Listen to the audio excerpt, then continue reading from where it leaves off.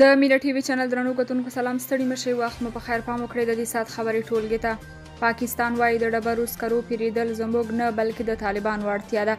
په کابل کې د پاکستان سفیر وایي د افغانستان د سکرو پیرودل د اسلام آباد نه بلکې د کابل اړتیا ده. سفیر منصور احمد خان له BBC پښتو تلویزیون سره په ځانګړي مرکه کې وایي چې پر افغانستان بندیزونه لګېدلي له بانکي لار سودا نشي کولی، نو ځکه ورسره په پاکستاني روپیو سوداګري کوو، که نه نو په ډالرو یې هم پیرودلو ته تیار یو.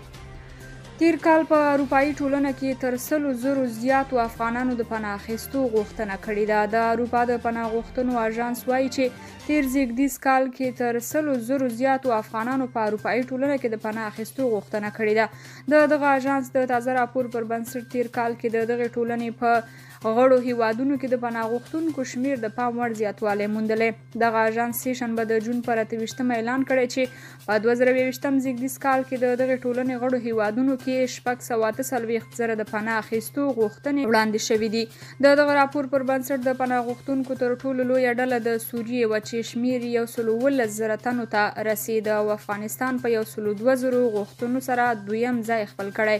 تیر کال کې د پناه غوښتلو تر ټولو زیاتې غوښتنې جرمني هیواد ته وړاندې شوې دي چې ټول شمیر یې 191,000 ته رسېدلی دی. فرانسې، اسپانیا او ایټالیا پسې نور مقامونه خپل کړي.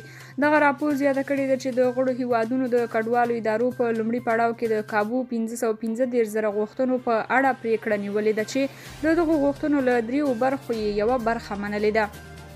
د ایرانی پولساتي وژل کېدل. د ایران د بهرنیو چارو وزارت وایي طالبان دا موضوع روښانه کړي. نیمروز کې د ایران د سرحدي ځواکونو او طالبانو ترمنځ په نښته کې د یو ایرانی پولساتي له وژل کېدو وروسته د دغه هیواد د بهرنیو چارو وزارت له طالبانو غوښتي چې د دې پیښې ابعاد دې روښانه کړي. د ایران د بهرنیو چارو وزارت ویان ناصر کنانی چهارشنبه د چنګاښ پر 8 په یو ټویټ کې ویلي چې د طالبانو له مسؤلو چارواکو تمه کیږي چې د دغه موضوع د ابعادو روښانه کولو او عاملینو ته یې د سزا په ورکولو کې جدي اقدام وکړي. د کنانی په وینا طالبان باید د دا شان پیښو له تکرار څخه جدي مخنیوي وکړي. د ایران د بهرنیو چارو وزارت ویان جوته کړي د دغه خواشینونکې پیښې ابعاد چې د ملک په سرحدي سیمو کې د یو ایرانی پولساتي د شهادت لامل شو د مسؤلو بنسټونو لخوا د څېړنې په حال کې دی چې د موضوع له روښانه کېدو سره به معلومات وړاندې شي. د ویلو ده چې تیر ماښام د طالبانو او د ایران د سرحدي ځواکونو ترمنځ په نښته کې د محمد سیاد په نوم د دغه هیواد یو سرحدي سرتیری ووژل شو. شهباز شریف وایي افغانانو ته د ویزو برخه کې اسانتیاوې برابرو. د پاکستان لومړي وزیر شهباز شریف ویلي چې د دغه هیواد کابینې د افغانانو لپاره د اسانتیاو په موخه د ویزو نوې کړنلاره تصویب کړې ده. هغه زیاته کړې ده چې د ویزو ورکړې بهیر کې دا تغیرات یې د ویزې برخه کې د اسانتیاو او د دواړو هیوادونو د اړیکو د نږدېوالي په موخه راوستي دي. شهباز شریف څرګنده کړې ده چې دوی به د ویزو د ورکړې بهیر اسانه کړي څو وکولی شي له یو اړخه افغانانو سره مرسته وکړي او له بل اړخه له مرکزي اسیا څخه د پانګونې او تجارت د جذب لپاره کار وکړی شي. نوموړي د ویزو ورکړې برخه کې د تغیراتو په اړه ډیر جزئیات نه دي ورکړي، خو وړاندې تر دې داسې راپورونه ورکړل شوي دي چې له دې وروسته هر هغه څوک چې غواړي پاکستان ته لاړ شي باید د یو تن پاکستاني وګړي دعوتنامه له ځان سره ولري. اسلامي امارت وایي پر بهرنیو اسعارو د ځمکو او وسایطو ګروي او پلور منع دی. د افغانستان اسلامي امارت د کورنیو چارو وزارت وایي چې په بهرنیو اسعارو د ځمکو، کورونو، دکانونو، اپارتمانونو، وسایطو او وسایلو کرایه، ګروي او پلور په کلکه منع دی. یاد وزارت ټینګار کړی دی چې د دې پریکړې د تطبیق دوامداره څارنه کوي او سرغړونکو سره به سخت چلند کیږي. د دغه وزارت په خبره دا پریکړه د افغانۍ د ارزښت ساتلو لپاره کړې ده او هر هغه څوک چې له دې پریکړې سرغړونه کوي سخت قانوني چلند به ورسره وشي. د یادونې ده چې تر اوسه پورې د ځمکو، کورونو، دکانونو، اپارتمانونو، وسایطو او وسایلو کرایه، ګروي او پلور ټول په ډالرو باندې کېدل.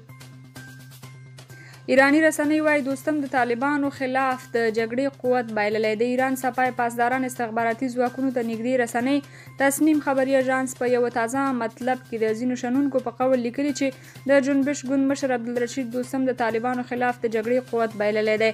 دغه رسنۍ پرته له دې چې د چا نوم واخلي زیاته کړې چې د نظام الدین قیصاري په ګډون د دوستم نږدې او ځواکمن پوځي قومندانان افغانستان ته د سوله ییز ژوند لپاره راګرځېدلي او دا لړۍ لا دوام لري. سرچینه د دوستم د خصوصي مجلسونو په حواله ادعا کوي چې د طالبانو خلاف د جګړې کوم پروګرام، مالی امکانات او بهرنی ملاتړ نه لري چې په دې دلیل هم ډیر نږدې کسان یې د طالبانو په همغږۍ بیرته افغانستان ته ورګرځي. ایرانی رسنۍ دا هم وویل چې دوستم ته نږدې دغه ستانه شوي کسان به د طالبانو د ملایانو په سبانۍ لویه غونډه کې د ترک توکمنو افغانانو په استازیتوب برخه واخلي. یونما وايي په بلخاب کې د ملکیانو د وژل کېدو ادعاوې څېړي. د سرپل ولایت په بلخاب ولسوالۍ کې د طالبانو لخوا د ملکي وګړو د وژل کېدو په اړه د راپورونو له خپرېدو وروسته په افغانستان کې د ملګرو ملتونو سیاسي استازولۍ یا یونما ویلي دي چې په دې اړه څېړنې کوي. د طالبانو حکومت د دفاع وزارت تېرونی په بلخاب ولسوالۍ کې له دوی څخه د جلا شوي قومندان مولوي مهدي د پلویانو پر ضد د عملیاتو خبر ورکړ او تر هغه وروسته په یاد ولسوالۍ کې د طالبانو لخوا د ملکي کسانو د وژل کېدو راپورونه ورکړل شول. یونما نن چهارشنبه جون 29 د چنګا ختمه په خپل ټویټر پاڼه ولیکل چې یونما د شمالي ولایت سرپل په بلخاب ولسوالۍ کې د وروستیو جګړو له امله د ملکي تلفاتو بې ځایه کېدو، د بشري حقونو د ادعا شوو جدي سرغړونو او مالي زیانونو د ریپورټونو په اړه اندېښمنه ده او دغه مسله تعقیبوي. د دوشنبې په ورځ د جون په 20 د چنګاښ په 6 د بشري حقونو د سازمان په ګډون ځینو نړیوالو ادارو ویل چې طالبانو په بلخاب کې د وسلوال مقاومت په ځواب کې ملکي خلک نیولي او وژلي دي. د مرستو 22 میلیونه ډالري جوپه کابل ته ورسېده. د افغانستان بانک چې د طالبانو لخوا مدیریت کیږي اعلان کړی چې د مرستو 22 میلیونه امریکایي ډالرو جوپه کابل ته رسېدلې ده. دغه بانک چهارشنبه د چنګاښ په 8 د یو ټویټ په خپرولو سره لیکلي چې د مرسته رسونکو هیوادونو د بشردوستانه مرستو په دوام کې نن د 22 میلیونه ډالرو جوپه افغانستان ته رسېدلې او دغه جوپه سوداګریزو بانکونو ته سپارل شوې ده. دغه بانک د نړیوالې ټولنې له بشردوستانه مرستو هرکلی کړی دی او له هغوی غوښتي چې په بېلابېلو برخو کې دې له افغانستان سره تعامل او همکاري وکړي او له دې لارې دې له افغانانو سره مرسته وکړي. د افغانستان بانک جوته کړې ده چې د بانکي سکتور له لارې د بشردوستانه مرستو په رسولو کې شفافیت رامنځته کوي او خلکو ته د مرستو په رسولو کې لا زیاتې اسانتیاوې برابروي. د افغانستان بانک کله کله د مرستو د جوپو په کارولو سره د ډالرو پر وړاندې د افغاني پیسو ارزښت کنټرولوي، داسې چې تر اوسه د دغو مرستو لسګونه میلیونه ډالر په بازار کې لیلام شوي دي.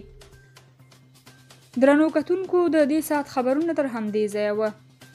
تر نورو خبرونو ښه وخت ولرئ. د خدای پامان.